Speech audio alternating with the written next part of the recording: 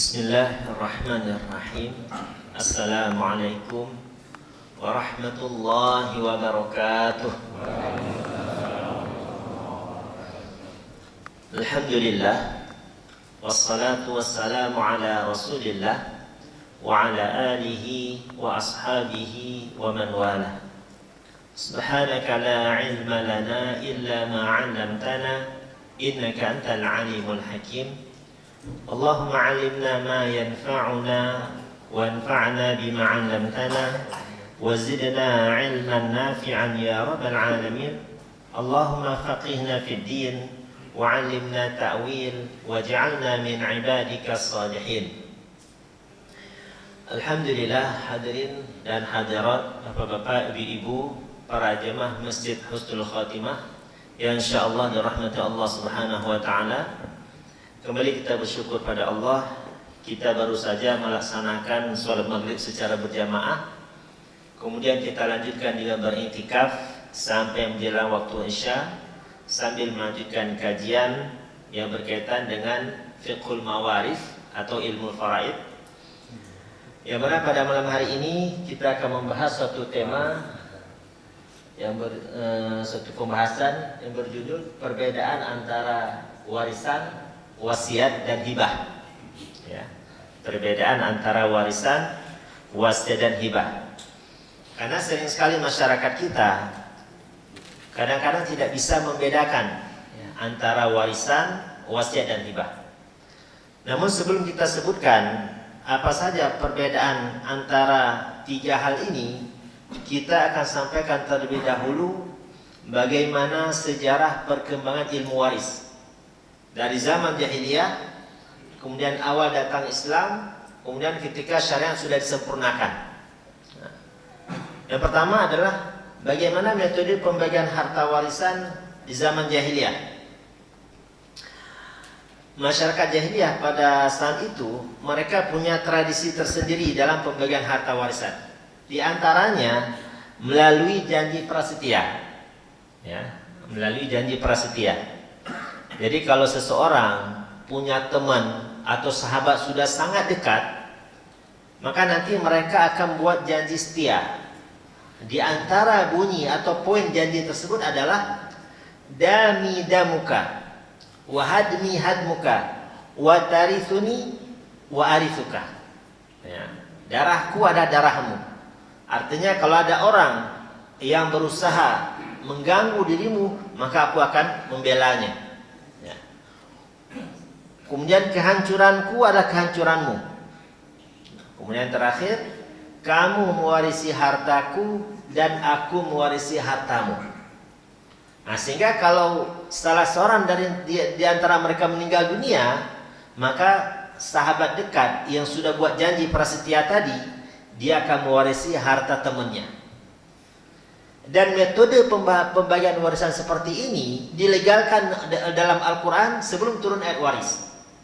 Ya, jadi metode seperti ini dibenarkan dalam Al-Quran sebelum turun ayat waris. Hal itu disebutkan oleh Allah Subhanahu wa taala di dalam surah An-Nisa ayat 33. Allah berfirman, "Walikullin ja'alna mawaliya mimma tarakal walidani wal aqrabun walladzina 'aqadat aymanuhum fa'atuhum nasibahum." Allah berfirman, bagi setiap harta warisan yang ditinggalkan ibu, bapak dan karib kerabat, kami jadikan pewaris-pewarisnya.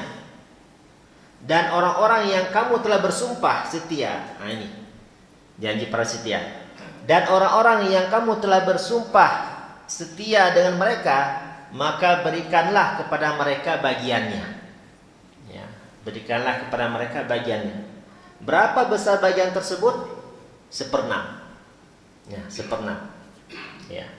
Ini di zaman jahiliyah. Yang pertama. Yang kedua, pengangkatan anak. Ya, jadi sudah ma'ruf ya di kalangan masyarakat jahiliyah, mengangkat anak itu sudah hal yang biasa. Nah, dalam tradisi masyarakat jahiliyah, pengangkatan anak atau adopsi merupakan perbuatan yang lazim dilakukan. Dalam urusan bagi waris, bangsa Arab jahiliyah menjadikan status anak angkat disamakan dengan anak kandung. Ya, sehingga mereka saling mewarisi di antara mereka. Nah, ini tradisi jahiliyah. Dia punya anak dua misalnya. Kemudian dia punya anak angkat satu. Sehingga nanti kalau dia meninggal dunia, maka anak angkat juga bagian dari ahli waris. Ya. Bahkan Nabi sendiri punya anak angkat. Benar nggak Pak? Siapa anak angkat Nabi Sallallahu Alaihi Wasallam? Hah? Siapa? Zaid bin Harithah. Ya, Zaid bin Harithah. Itu anak angkat Nabi Sallallahu Alaihi Wasallam. Sampai-sampai Ibnu Umar mengatakan, ya, kami kalau manggil Zaid itu Zaid bin Muhammad. Ya, Zaid bin Muhammad. Nah, Zaid bin Harithah, itu Harithah nama bapaknya. Nah, kapan nama Zaid berubah kembali atau dinisbahkan kembali kepada bapak biologisnya? Setelah turun ayat ud'uuhum li'abaihim wa huwa aqsatu 'indallah. Ya. Panggillah, nisbahkanlah nama anak angkat itu dengan bapak biologisnya. Ya, sehingga setelah turun ayat tersebut, maka Abdullah bin Umar mengatakan, setelah turun ayat itu, maka kami manggil Zaid itu Zaid bin Harithah, bukan lagi Zaid bin Muhammad. Ya, karena memang tradisi bangsa jahiliyah itu, orang kalau sudah diangkat menjadi anak, maka disamakan statusnya dengan anak kandung. Ya. Kemudian Islam berusaha untuk merubah tradisi tersebut dengan cara Allah perintahkan Nabi Sallallahu Alaihi Wasallam untuk menikahi istrinya Zaid bin Harithah setelah diceraikan. Karena di bangsa Arab itu kalau misalnya dia punya anak angkat tersebut meninggal dunia, maka bapak angkatnya tidak boleh menikahi mantan istri anak angkat, karena disamakan dengan anak kandung. Ya, kalau ada anak kandung kan seperti itu. Tidak ada istilah mantan mertua dan tidak ada istilah mantan menantu. Kalau mantan istri ada, mantan suami ada, tapi mantan mertua dan mantan menantu itu nggak ada. Karena meskipun dia sudah pisah atau suaminya meninggal dunia, tetap menantunya tidak halal bagi mertuanya. Ya. Nah, ini disamakan dengan status anak angkat. Ya, sehingga Allah perintahkan Nabi Muhammad SAW untuk menikahi istrinya Zaid bin Harithah setelah diceraikan. Oleh sebab itu, satu-satunya sahabat yang namanya disebutkan dalam Al-Quran itulah Zaid. Ya, yang langsung disebutkan namanya. Sedangkan Abu Bakar As-Siddiq radhiyallahu an hanya disebutkan kiasan, ya, yang mendampingi Nabi di Guha yang disebutkan. Tapi yang namanya itu Zaid bin Harithah. Oke. Nah, ini yang kedua. Kemudian yang ketiga, ini di zaman jahiliyah ya. Perempuan dan anak-anak tidak mendapatkan harta warisan. Ya, perempuan dan anak-anak sama sekali tidak dapat harta warisan. Itu di zaman jahiliyah. Nah, karena standar masyarakat jahiliyah mewarisi hartanya kepada keturunannya, yaitu bisa menunggang kuda dan bisa angkat senjata untuk berperang. Kalau dua hal ini tidak bisa dilakukan, nggak dapat warisan. Nah, sedangkan perempuan dan anak-anak mereka tidak bisa berperang, sehingga dihilangkan hak warisnya. Ya. Bahkan sampai ketika turun ayat waris yang memberikan bagian kepada perempuan, maka sebagian sahabat datang kepada Nabi Sallallahu Alaihi Wasallam, semacam protes kepada Nabi Sallallahu Alaihi Wasallam. Wahai Rasulullah, kok bisa perempuan ini mendapatkan hak dalam harta warisan? Jangankan untuk menjaga harta, diri mereka saja nggak bisa mereka jaga. Ya. Namun para sahabat memiliki sifat sami'na wa ta'ana. Kalau ini sudah keputusan Allah dan Rasulnya, meskipun awalnya itu tidak sesuai dengan hawa nafsunya, tapi karena ini keputusan Allah dan Rasulnya, mereka ikut. Ya. Makanya kalau hari ini orang mengatakan Islam itu mendiskreditkan perempuan, ya, perempuan diberikan dalam hal warisan, perempuan tidak lebih kurang bagiannya dibandingkan laki-laki. Nah, kalau ada orang yang mengatakan demikian, berarti dia tidak baca sejarah. Sebelum datang Islam, itu perempuan sama sekali nggak dapat bagian. Namun dengan hadirnya Islam, mereka diberikan bagiannya, walaupun tidak sama dengan bagian laki-laki. Ya, tidak sama dengan bagian laki-laki. Dan hikmahnya sudah kita sampaikan di pertemuan pertama. Ya, di antara hikmahnya adalah kenapa laki-laki lebih besar bagian dibandingkan anak perempuan, karena laki-laki lebih berat bebannya dibandingkan anak perempuan. Yang punya kewajiban menyiapkan mahar itu anak laki-laki. Yang punya kewajiban menafkahi itu anak laki-laki. Sedangkan anak perempuan sebelum menikah dia menerima mahar, setelah akad nikah dia menerima nafkah dari suaminya. Kalau seandainya Allah Subhanahu wa taala menyamakan bagian anak laki-laki dan anak perempuan, sungguh Allah tidak adil. Orang yang berat bebannya kok disamakan dengan perempuan yang tidak begitu besar bebannya. Ya, ini salah satu hikmahnya. Nah, ini ketika awal sebelum datang Islam di zaman jahiliyah. Ketika datang Islam, nah hukum waris pada masa itu. Ketika datang Islam, hukum waris disyariatkan untuk menghapus sistem pembagian warisan di zaman jahiliyah. Ya, itu fungsi hukum waris.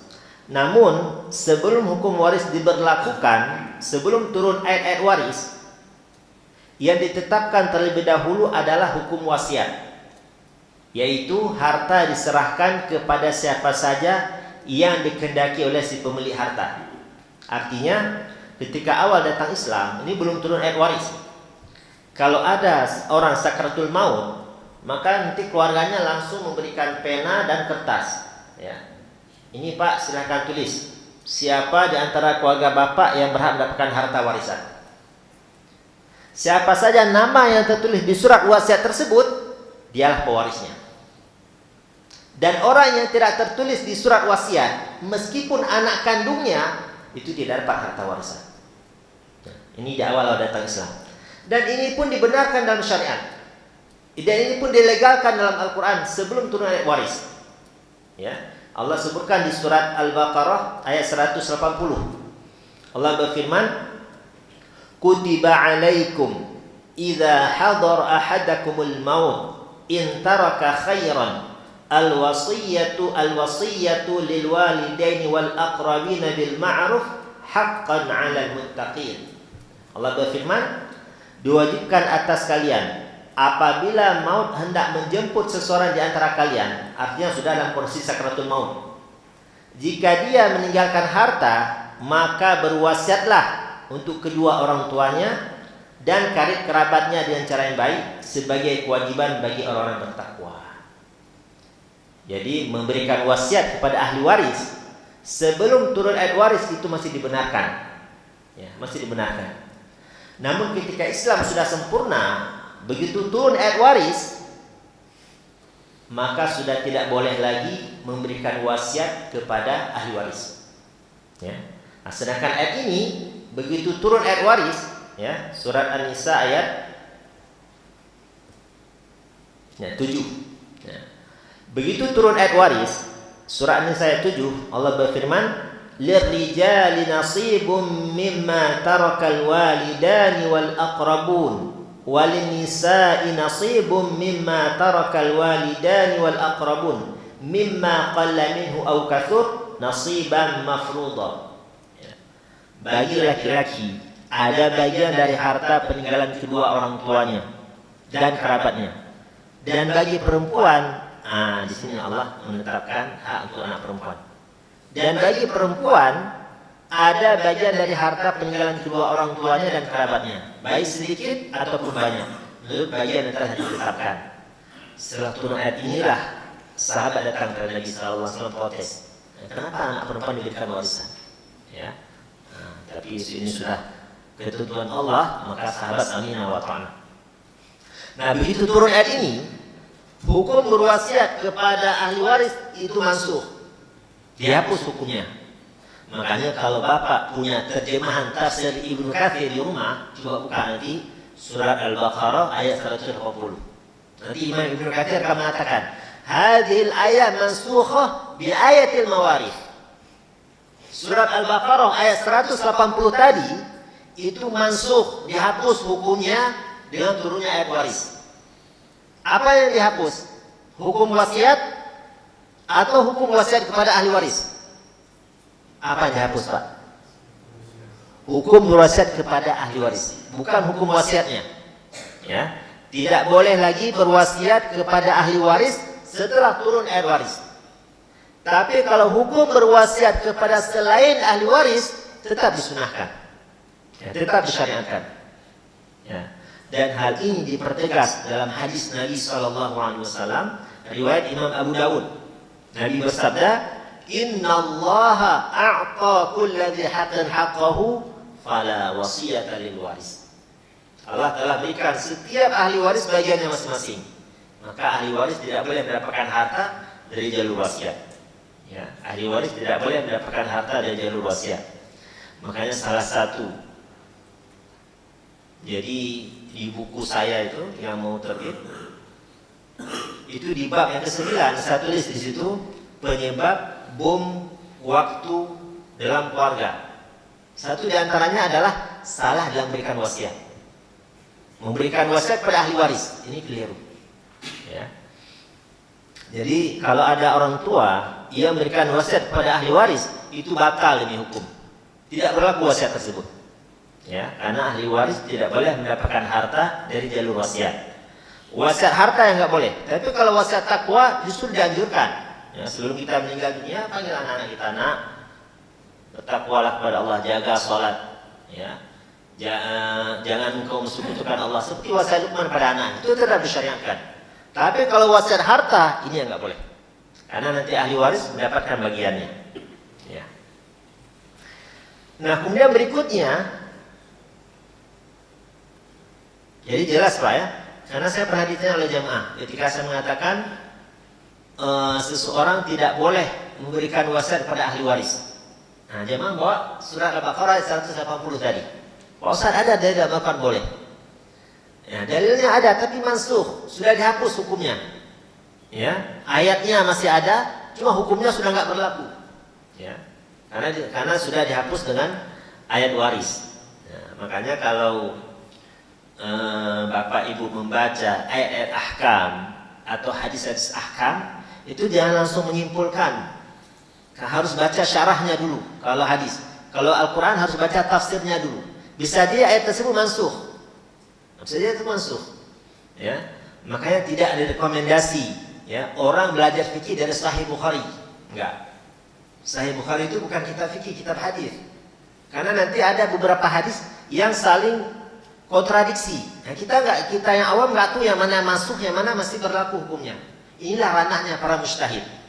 Ya, maka keliru orang kalau belajar fikih dari Sahih Bukhari itu keliru. Ya, kalau belajar fikih dari kitab-kitab fikih, nanti baru hadisnya dari Sahih Bukhari. Oke. Nah, kemudian perbedaan antara wasiat, warisan, wasiat dan hibah. Apa perbedaannya? Nah, ini perbedaannya. Yang pertama, dari segi waktu akad. Ya, dari segi waktu akad, waris setelah wafat akadnya. Artinya tidak ada pembagian harta warisan kalau orang yang punya harta atau pewaris masih hidup, itu tidak ada. Hal ini disebutkan oleh Nabi SAW dalam hadis riwayat Imam Al-Bukhari. Nabi bersabda, "Man taraka malan fali warathatihi." Barang siapa yang meninggal dunia dan meninggalkan harta, maka harta tersebut menjadi milik ahli warisnya. Kalau dia sudah meninggal dunia. Ya, makanya salah satu syarat pembagian harta warisan adalah wafat dulu pewaris. Wafat dulu orang yang punya harta. Nah, sedangkan wasiat dan hibah itu akadnya sebelum wafat. Ya, sebelum wafat. Jadi sebelum seseorang wafat, nah, mau tulis surat wasiat, tulislah. Ya, sebelum dia wafat, mau tulis surat hibah, tulislah. Ya. Segi akadnya. Kemudian waktu penyerahan. Ya, waris setelah wafat, wasiat juga setelah wafat, dan hibah sebelum wafat. Inilah yang membedakan antara wasiat dan hibah. Jadi kalau ada orang mengatakan ini akan saya berikan kepada si fulan nanti kalau saya meninggal dunia. Ini akad apa, Pak? Wasiat, ya, wasiat. Ini akad wasiat. Nah, namun kalau akad hibah, saya akan berikan kepada si fulan, langsung diserahkan. Itu namanya akad hibah, ya.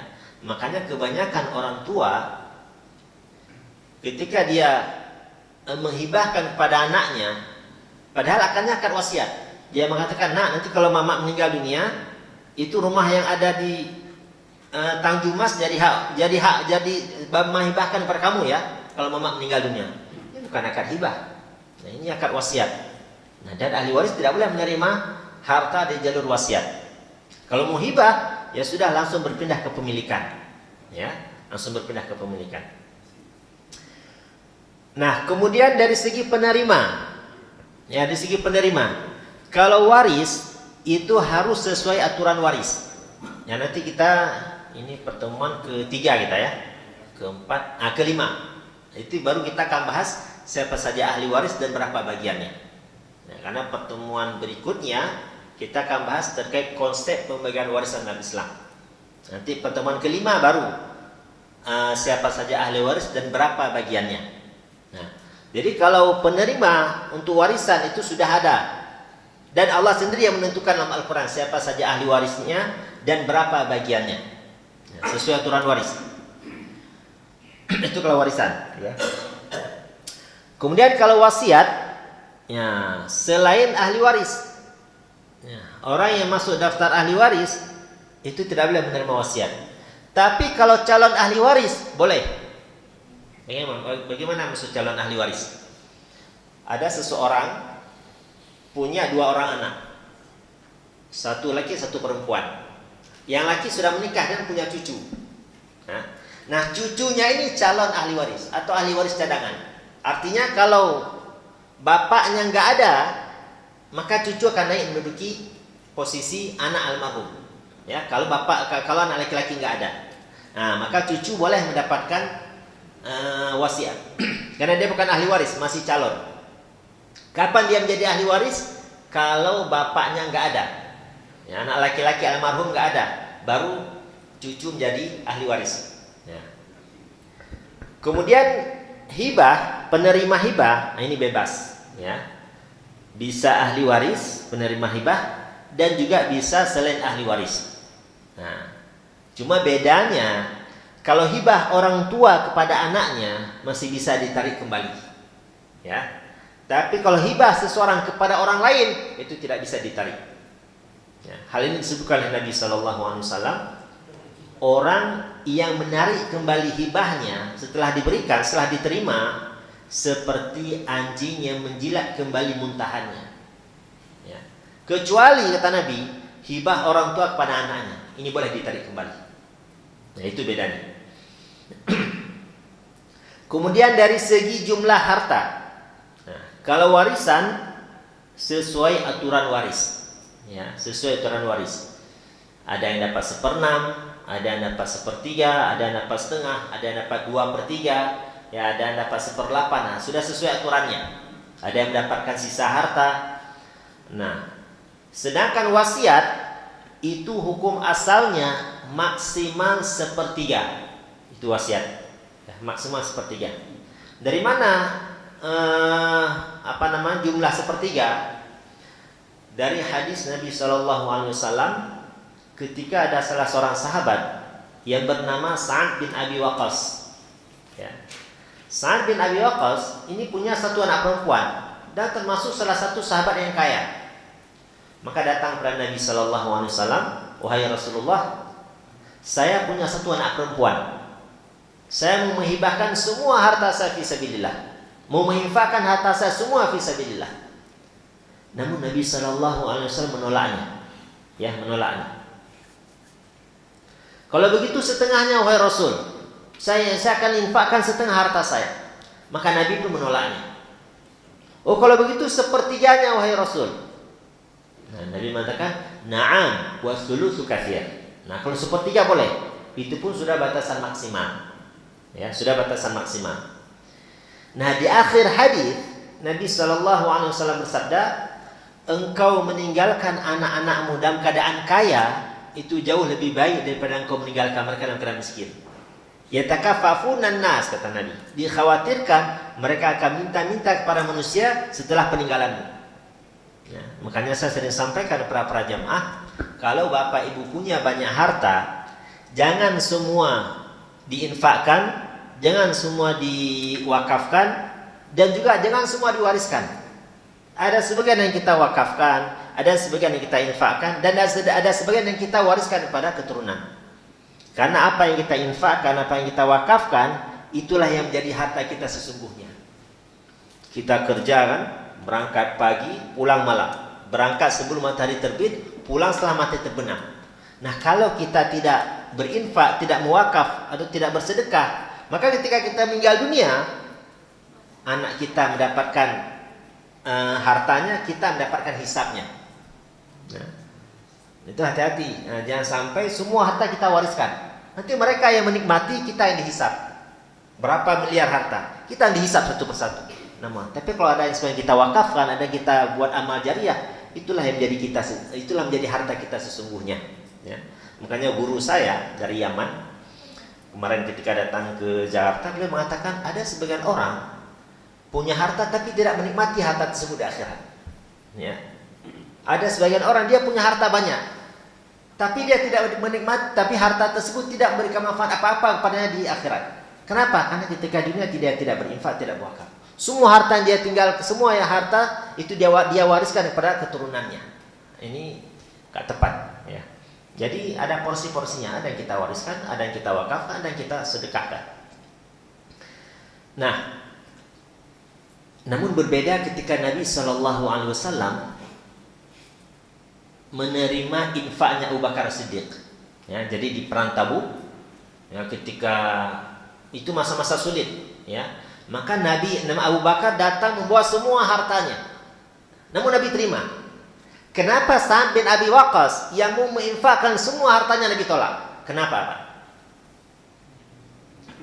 Karena kualitas keimanannya berbeda. Ya. Kualitas keimanannya berbeda. Abu Bakar As-Siddiq, Nabi sudah tahu bagaimana keimanannya dan bagaimana keimanan keluarganya, sehingga Nabi terima semuanya.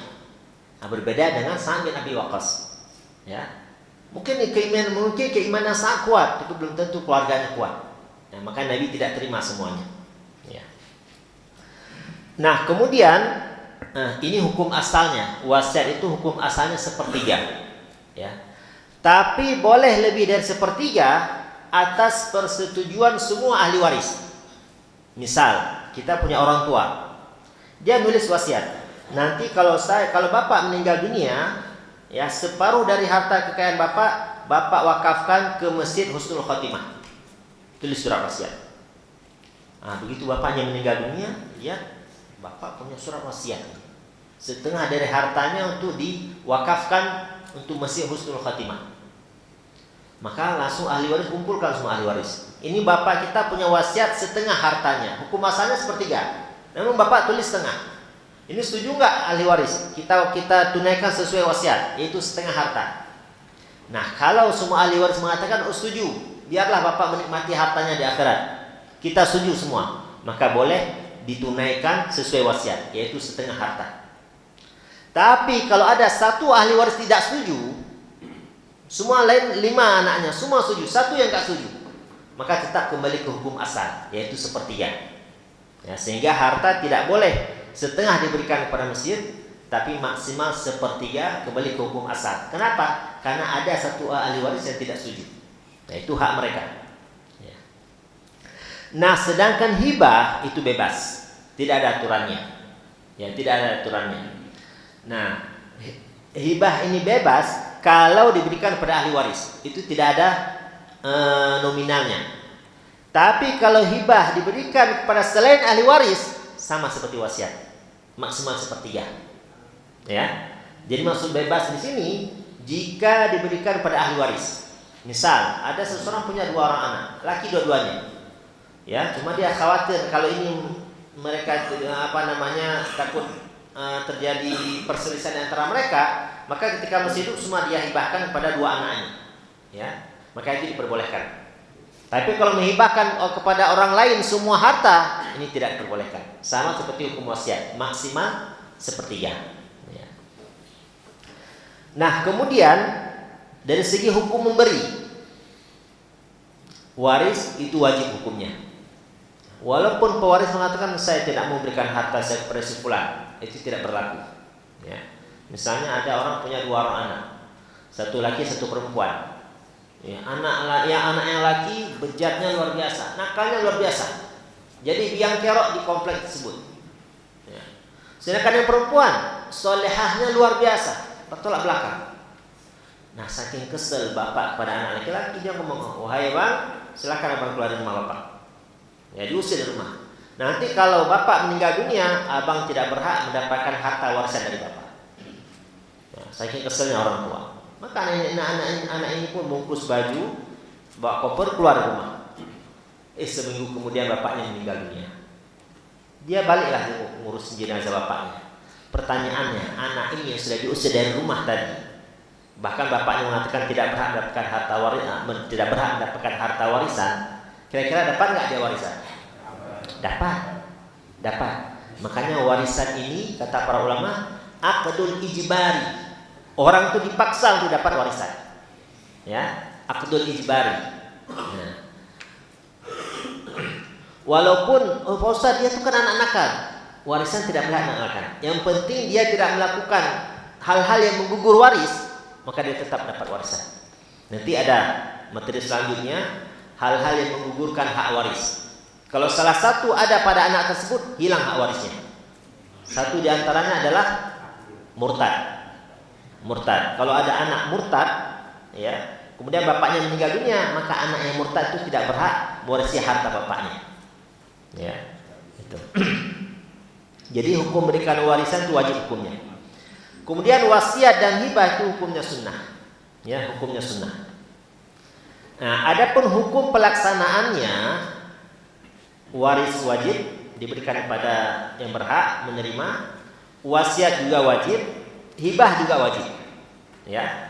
Jadi ahli waris tidak boleh menahan harta wasiat.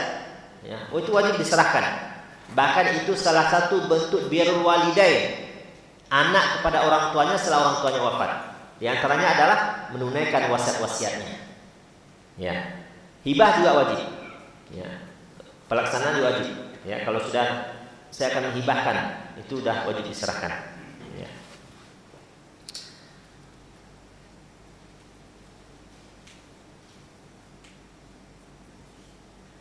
Oke, wallahu a'lam bishawab. Kita cukupkan sampai di sini materinya. Bapak Ibu sekalian ada pertanyaan, silahkan Pak. Ya, silahkan. Ini ada mic-nya nggak Pak? Biar pertanyaan terdengar semua jamaah. Pak Andi, saya izin lihat. Assalamualaikum pertanyaannya. Barangkali ada pertanyaan. Saking banyak yang ditanya malah lupa semua. Tidak ada suara. Oh tadi ya. Oh, oke. Ya, silakan Pak. Mengenai hibah tadi, kalau kebanyakan tuh bisa nggak anaknya yang lain ini protes? Kebanyakan di mana maksudnya? Ya ada sekeluarga punya 4 anak, yang satu sayang terus, gitu ya, sayang banget, yang lainnya biasa-biasa aja. Lalu dihibahkan pada yang satu ini, yang lain tidak dapat, boleh nggak? Nah, itulah yang menyebabkan akan terjadi bom waktu di keluarga. Ya, jadi prinsip dalam hibah itu harus adil. Nah, makanya saya sering sampaikan bahwasanya, misalnya seseorang punya 3 orang anak, ya, punya 3 orang anak. Yang pertama namanya Muhammad, yang kedua Ibrahim, yang ketiga Fatimah. Anak yang pertama sudah menikah. Ini azan ya? Azan dulu. Oke, baik. Kita ini panjang jawabannya Pak. Kita dengarkan azan dulu. Ya.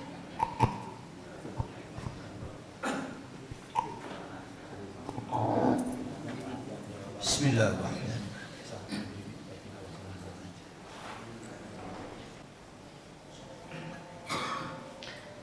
Oke. Baik. Bagaimana hukum menghibahkan kepada salah satu anak namun tidak kepada anak yang lain? Ya. Ini pernah terjadi di zaman Nabi Shallallahu Alaihi Wasallam, terjadi pada sahabat Nu'man bin Bashir. Ya, Nu'man bin Bashir. Bashir ini bapaknya, Nu'man anaknya. Bashir menghibahkan sebagian hartanya kepada Nu'man. Kemudian dia minta istrinya sebagai saksi. Nah, jadi Bashir menghibahkan kepada Nu'man sebagian hartanya dan minta istrinya menjadi saksi. Namun istrinya mengatakan, saya tidak mau menjadi saksi sebelum engkau sampaikan hal ini kepada Nabi Sallallahu Alaihi Wasallam. Ya sudah, Nu'man dan Bashir datang kepada Nabi Sallallahu Alaihi Wasallam. Ya. Kemudian Bashir mengatakan, wahai Rasulullah, saya telah menghibahkan sebagian harta kepada anak saya ini, Nu'man, dan saya meminta istri sebagai saksi. Namun beliau menolak, kecuali setelah saya sampaikan keinginan hibah saya ini kepada engkau, wahai Rasulullah. Kemudian Nabi bertanya, apakah engkau menghibahkan juga kepada anak-anakmu yang lain? Maka Bashir mengatakan, enggak, wahai Rasul. Maka Nabi mengatakan, aku tidak mau menjadi saksi terhadap kezaliman ini, kata Nabi. Ya. Nah, nanti dari hadis ini para ulama berbeda pendapat. Ya. Sah ataukah tidak hibah kepada salah satu anak dan tidak diberikan pada anak yang lain? Di sini khilaf para ulama. Sebagian ulama mengatakan tidak sah. Karena Nabi mengatakan, karena Nabi tidak mau menjadi saksi. Nabi mengatakan, ashhid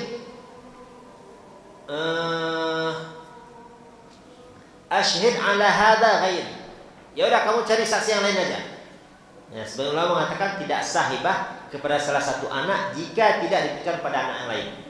Sehingga kalau menurut pendapat yang ini, kalau nanti bapaknya meninggal dunia dan anak yang pertama sudah mendapatkan hibah rumah, maka rumah yang sudah hibahkan kepada anak yang pertama itu kembali menjadi harta warisan, karena tidak sah hibahnya.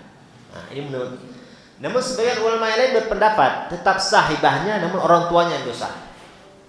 Hibahnya sah, namun orang tuanya yang berdosa. Nah, kemudian ini ada hadis Nabi Sallallahu Alaihi Wasallam yang bersabda, wattaqullah wa'dilu baina auladikum, kata Nabi. Bertakwalah pada Allah dan berlaku adilkah di antara anak-anak kalian. Nah, makanya salah satu sumber konflik dalam keluarga adalah ketika tidak adil dan menghibahkan harta kepada anak-anaknya. Kalau bapak cuma punya satu rumah, punya dua rumah misalnya, satu bapak tempati, satu lagi nggak usah dihibahkan kepada salah satu anak. Biarkan harta ini menjadi harta warisan. Kecuali kalau bapak punya 4 rumah, yang satu bapak tempati sendiri, yang 3 bapak berikan satu-satu kepada anak bapak yang 3 orang, itu tidak masalah. Ya. Tapi kalau cuma ada satu, nggak usah dihibahkan. Biarkan ini jadi harta warisan. Karena kalau nanti bapak hibahkan kepada salah satu anak, maka dikhawatirkan anak yang lain tidak akan mendoakan bapak. Dia kecewa, bapak pilih kasih. Sehingga bapak tidak didoakan oleh anak, karena anak kecewa. Ya. Makanya benar apa yang Nabi sampaikan, berlaku adilah di antara anak-anak kalian. Kalau ini dihibahkan, maka yang lain juga harus dihibahkan. Ya. Kalau enggak usah semua. Biarkan menjadi harta warisan. Ya. Oke. Ada tambahannya. Ini Pak Mukhlis ya? Iya. Oh, masya Allah. Ya. Benar banyak sekali. Ya. Soalnya saya ada bocoran dari jemaah yang penanya pertama pasti Pak Mukhlis katanya. Ya. Karena pengetahuannya enggak ada. Enggak, biasanya orang yang paling banyak tanya dalam hal waris, paling banyak warisannya biasanya. Justru terbalik. Jadi ya, umpamanya saya ini harta tidak banyak, tapi anak banyak. Gitu. Anak itu harta yang berharga. Anak itu harta yang berharga. Ya. Silakan. Ya, umpamanya anak saya sudah ada yang punya rumah, umpamanya. Saya masih hidup, dia punya rumah. Nah, umpamanya ini saya meninggal, saya berpesan. Nah, terus si itu belum punya rumah. Nanti kalau meninggal, ya kasih aja dia ya. Nah, itu anak bagaimana? Boleh enggak bapak begitu, dan anaknya bagaimana? Harus menerima. Maksudnya anak yang pertama sudah punya rumah, ya. Anak yang lain belum. Bapak mau berikan kepada dia rumah? Enggak, kepada yang belum punya rumah. Ya, kepada yang belum punya rumah, bapak mau kasih rumah. Ya. Begitu kan? Ya, umpamanya ya karena rumahnya satu ya dijual dulu, dibagi itu yang itu untuk 3 orang yang belum punya rumah, nah gitu. Atau kalau hanya 3 orang sudah punya rumah, satu enggak, yang belum punya rumah aja yang dikasih gitu. Ya. Semuanya. Boleh enggak begitu? Kalau bapak mau kasih ke salah satu anak yang belum punya rumah, bapak harus minta pendapat semua anak yang lain. Kalau mereka setuju enggak, bapak hibahkan. Kalau mereka setuju, Pak, lagi pula kami alhamdulillah sudah Allah mudahkan dari segi finansial, silahkan Bapak hibahkan, itu boleh. Ya, istilahnya mereka merelakan haknya itu diberikan kepada, itu boleh. Ya, kalau atas persetujuan. Nah, begitu mereka bilang setuju, langsung buat surat pernyataan. Jangan sampai sekarang setuju nanti nggak setuju. Ya, setuju kami hibahkan, itu boleh. Artinya hak mereka itu sudah mereka berikan kepada anak yang belum punya hibah. Ya. Oke. Ya, silakan. Assalamualaikum Ustaz. Waalaikumsalam. Ustaz mau tanya begini, misalkan soal hibah Ustaz. Misalkan si pemberi hibah itu punya anak laki dan perempuan dan mau menghibahkan uang tertentu nilainya sama. Tapi qadarullah sebelum hibah itu terjadi, si pemberi hibah ini sudah keburu meninggal dunia. Apakah itu akan tetap masuk ke dalam status hibah atau langsung ikut kepada hukum waris? Hibah sah kalau sudah diterima. Kalau masih dijanjikan itu belum. Maka nanti masuk menjadi harta warisan. Ya. Misalnya bapak akan nanti kalau bapak mau pensiun nih, nanti ke bapak ada dana pensiun dari kantor. Bapak akan berikan kepada kalian. Kamu masih janji itu. Nah, keburu meninggal dunia, maka yang dijanjikan itu jadi hak waris, jadi harta warisan. Karena belum diserahkan. Ya, makanya sahnya hibah itu kalau sudah diterima, baru sah. Kalau masih dijanjikan, kemudian dia meninggal dunia, masuk dalam harta warisan. Yang kedua Ustaz, masalah wasiat Ustaz. Misalkan kita ada berwasiat untuk selain ahli waris, tapi misalkan itu saudara laki-laki sendiri gitu, yang mana itu nggak masuk dalam ahli waris karena masih ada anak dan yang lain gitu. Tapi ternyata qadarullah salah satu anak laki-laki misalkan itu meninggal sehingga yang saudara laki-laki tadi ternyata menjadi ahli waris gitu kan. Apakah wasiat itu juga batal sehingga menjadi kewaris Ustaz? Batal wasiatnya. Batal wasiat. Sehingga kenapa batal? Karena kalau tetap diberikan wasiat, dia akan dapat dua kali dong. Wasiat juga dapat, warisan juga dapat. Nah, maka dalam hadis Nabi tadi riwayat Imam Abu Dawud, Nabi mengatakan innallaha a'ta kulli dzi haqqin haqqahu. Allah telah memberikan setiap ahli waris bagiannya masing-masing. Fala wasiyata lil waris. Maka orang yang masuk daftar ahli waris dia boleh menerima wasiat, ya. Bahkan wasiat. Nah, sekarang pertanyaannya, lebih afdal mana, wasiat atau sedekah? Nah, Pak. Lebih afdal mana, wasiat atau sedekah? Hah? Sedekah. Kenapa sedekah? Sedekah langsung sedekah. Kalau wasiat, kalau kita meninggal dunia. Nah, kalau meninggal dunia duluan penerima wasiat, misal nih, saya akan wasiatkan handphone ini kepada si A misalnya, ya. Nah, ternyata si A meninggal dunia duluan. Apakah wasiat turun ke ahli warisnya ataukah tidak? Turun atau tidak? Ini si A nih, saya mengatakan nanti kalau saya meninggal dunia ini jadi milikmu ya. Itu kan wasiat, ya kan? Ternyata dia duluan meninggal dunia. Apakah nanti ketika saya meninggal dunia ini jadi milik ahli warisnya ataukah tidak? Jawabannya tidak. Ya. Wasiat itu batal dengan wafatnya penerima. Ya, wasiat itu batal dengan wafatnya penerima. Ya. Oke. Berikutnya silakan. Assalamualaikum Ustaz. Saya nanya Bapak tentang soal warisan juga. Orang tua punya rumah hanya satu warisannya, anaknya lebih dari satu. Jadi kalau memang anak ini semuanya sudah pada rumah masing-masing, jadi mereka musyawarah nih, bagaimana rumah ini nggak usah kita jual. Cuman hanya kita akadnya aja bahwa ini kita seperti satu orang karena laki-laki tiga-tiganya. Ini ada perempuan. Jadi kita akadnya aja, ini rumah kita bagi tiga, tapi nggak usah dibelah-belah, nggak usah kita jual. Tetap aja utuh. Namun kita suruh orang memakai rumah ini. Nah, dengan pahala kita kasih ke orang tua kita itu. Apa? Nanti dikontrakin? Enggak kita kontrakin.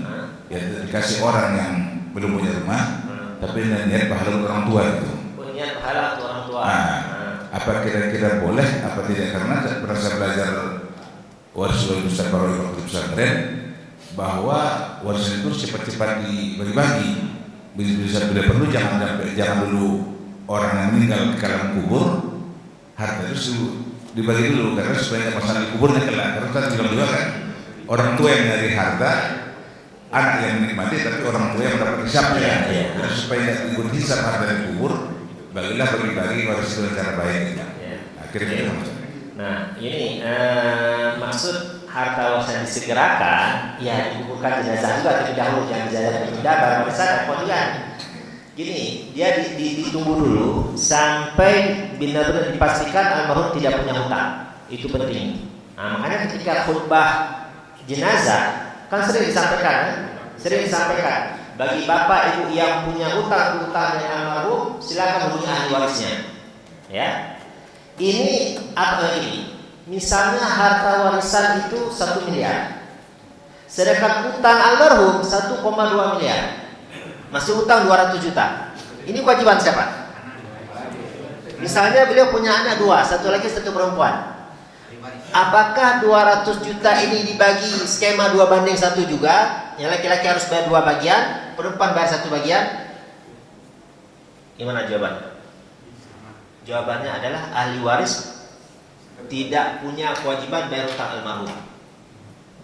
Ya, ahli waris tidak punya kewajiban bayar hutang almarhum. Ya, makanya hutang almarhum dibayarkan dari hartanya. Kalau nggak cukup hartanya, ahli waris tidak punya kewajiban. Artinya, jika ada anak mengatakan saya tidak mau bayar hutang bapak, saya aja susah hidupnya, nggak durhaka anak tersebut, karena bukan kewajibannya. Mana dalilnya? Yang pertama dari Al-Quran. Allah berfirman, wala taziru waziratun wizra ukhra. Seseorang tidak akan menanggung beban orang lain. Karena kalau ini dibenarkan dalam syariat, ya sudah kita masih berutang aja sebanyak-banyaknya. Nanti anak yang bayar. Ya, ini tidak dibenarkan dalam syariat. Ini yang pertama. Yang kedua, ketika datang jenazah, ya, ketika datang jenazah mau disolatkan, yang pertama pertanyaan Nabi apa? Ini jenazah punya utang atau tidak? Ya. Maka sahabat mengatakan ada wahai Rasul. Oke, ada aset nggak yang ditinggalkan untuk hutang? Ada wahai Rasul. Baru Nabi mensolatkan. Datang jenazah berikutnya, sama pertanyaannya. Ini jenazah punya hutang atau tidak? Punya wahai Rasul. Punya nggak aset yang ditinggalkan untuk bayar hutang? Nggak punya wahai Rasul. Maka Nabi mundur dari salat dan mengatakan para sahabat, "Shollu ala sahibikum." Kalian saja yang salat. Ini menunjukkan salat jenazah fardu kifayah. Nabi tidak mensolatkan, Nabi diperintah sahabatnya untuk mensolatkannya. Nabi tidak mau mensolatkan jenazah yang punya hutang tapi tidak punya aset untuk bayar. Ini ketika Islam masih lemah. Ya, maka dari ayat ini, dari hadis ini dapat kita pahami bahwasannya ahli waris tidak punya kewajiban bayar hutang almarhum. Karena Nabi tidak tanya mana ahli warisnya, enggak. Nah, kemudian di jamaah tersebut ada salah satu sahabat Ansor yang bernama Abu Qatadah. Beliau mengatakan, ya Rasulullah, sholli alaiha. Ya Rasulullah, sholli alaihi.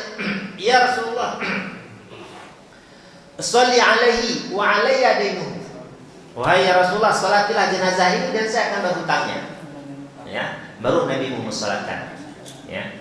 Namun ketika Islam sudah kuat, sudah ada Baitul Mal, sudah banyak pembebasan wilayah, ya, sudah ada Baitul Mal, maka setiap sahabat yang meninggal dunia dan punya hutang, kemudian tidak punya aset untuk bayar hutang, dibayarkan dari negara, dari Baitul Mal. Ya, ketika Islam sudah kuat. Nah, namun berbeda dengan kita hari ini, kalau bapak meninggal dunia dan punya hutang, negara tidak akan bayar, Pak. Kenapa? Negara juga banyak hutang. Lebih banyak hutang negara daripada hutang kita. Nah, kembali ke pertanyaan Pak Imam tadi, itu tidak diperbolehkan. Ya, kita nggak usah jual jadi rumah singgah, itu nggak, itu berpotensi dari konflik. Mungkin generasi bapak aman, generasi anak aman, tapi ketika masuk ke generasi cucu, dia tahu itu punya kakek saya ada di situ, mulai ngeklaim, ya, kemudian mulai dia buat sertifikat dia cari supaya jadi milik dia, maka itu tidak direkomendasikan. Ya, harta itu langsung seperti tadi kita sampaikan langsung diberikan pada ahli warisnya. Kalaupun mau dikuasai satu orang, ya sudah, satu orang ini beli kepada 2 ahli waris yang lain sudah menjadi milik 1 orang. Nah, nanti baru dibawa rumah singgah, itu nggak jadi masalah.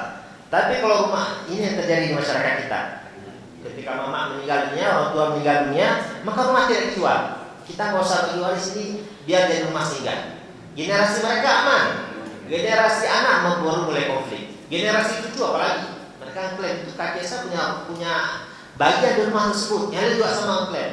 Nah, disitulah munculnya konflik keluarga. Ya.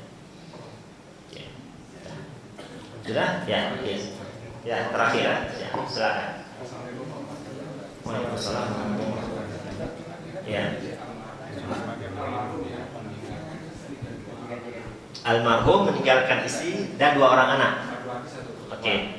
Ya, selama perjalanan harta ini belum dibagi warisannya, Ustaz. Ya, qadarullah anak lakinya meninggal duluan daripada ibunya. Anak laki meninggal duluan daripada ibunya. Ya, mereka ada 2 bersaudara, 1 laki 1 Ya. perempuan, ya Ustaz ya.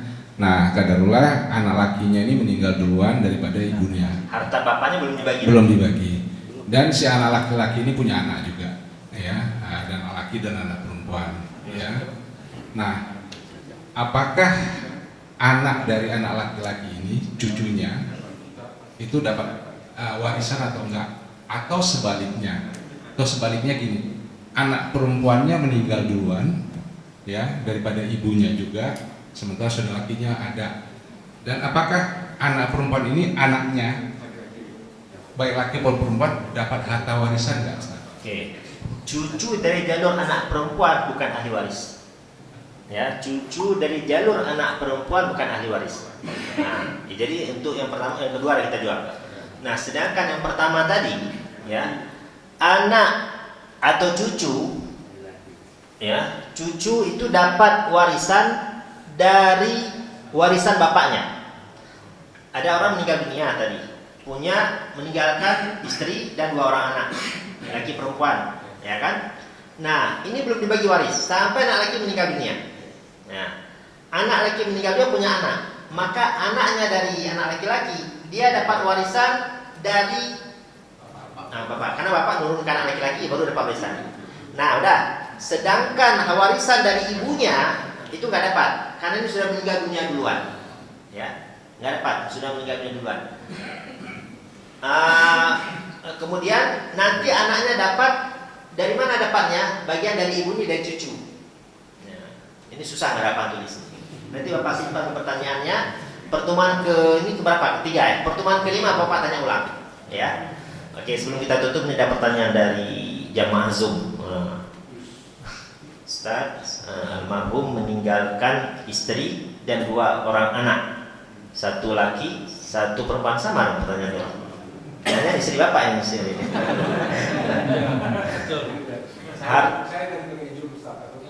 Oh bapak, oke, udah nanti kita jawab simpan pertanyaannya, nanti pertemuan kelima tanya ulang. Nanti kita set nomor kita jawab sama. Oke, kita tunan penutup majelis. Subhanakallahumma bihamdika asyhadu an la ilaha illa anta astaghfiruka wa atubu ilaik. Wassalamualaikum warahmatullahi wabarakatuh.